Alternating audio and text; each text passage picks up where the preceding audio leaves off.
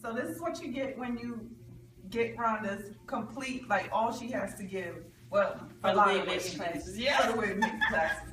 So this is my basic wig. This is a lace frontal I've completed. Never sewn them before in my life. And then I did some hair pieces in my next class. And I did a mohawk piece here. And hula hair. You can put clips on that. Okay. Very full. And drawstring ponytail. Just like in the beauty supply store. Beautiful. Better. And then in the pro class, I did, this is exclusive right here. This is a closure.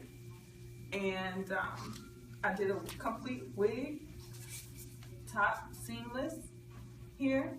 Never sold a day in my life. Rhonda did. Yay!